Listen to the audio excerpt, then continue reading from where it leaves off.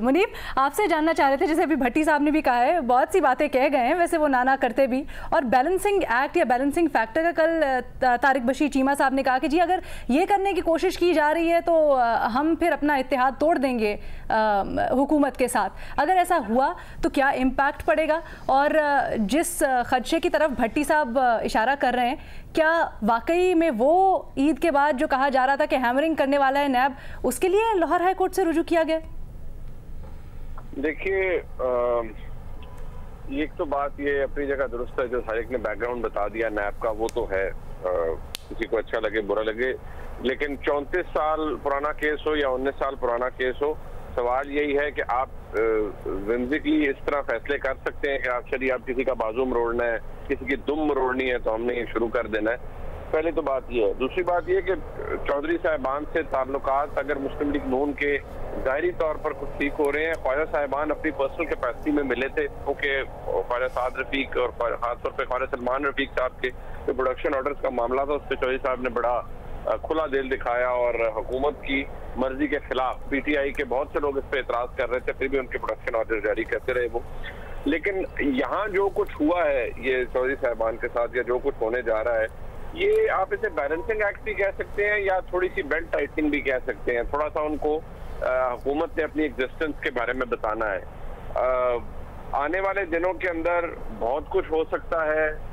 हुकूमत का अगर कोई किसी को ये तासुर मिल रहा है कि हुकूमत कमजोर होगी, हुकूमत बिल्कुल कमजोर नहीं होगी। हुकूमत इनफैक्ट अपने एलाइज जिनके साथ उन्हें थोड़ा बहुत प्रॉब्लम है, या जो थोड़ा जैसे कहा जाता है फॉल इन लाइन नहीं कर रहे, उनको थोड़ा सा डिसिप्लिन करने के लिए इस तरह की हरकत की जाएगी। क्योंकि नैब तो प्रॉक्सी के तौर पर इस्तेमाल होता है।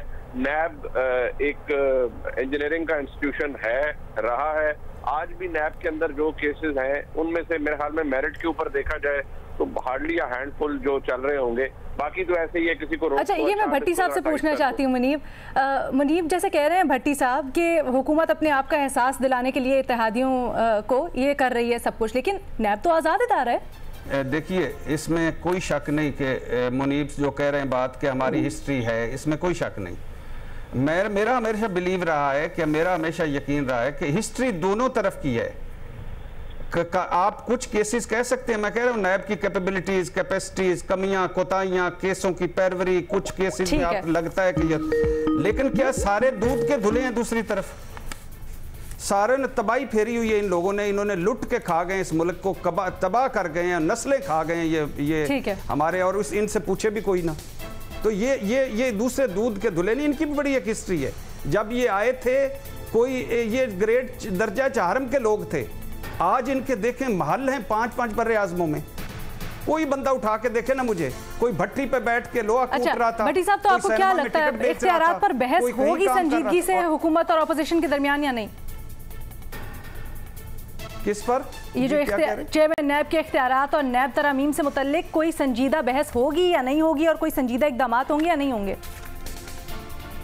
मैं तो आपको बता चुका हूं कि मेरी इतला के मुताबिक मुबैना तौर पर मुसवदा भी शेयर हो चुका है तरमीम का, नैब का। अच्छा। और लेकिन इस पे कोई आगे चलता है नहीं चलता, ये इनका काम है, या ये चलाते हैं नहीं चलाते ये है, लेकिन मुसवदा शेयर हो चुका है। और उस मुसवदे की बुनियाद पर 18वीं तरमीम भी उस मुस्तकबिल उसका जुड़ा हुआ है। ठीक है।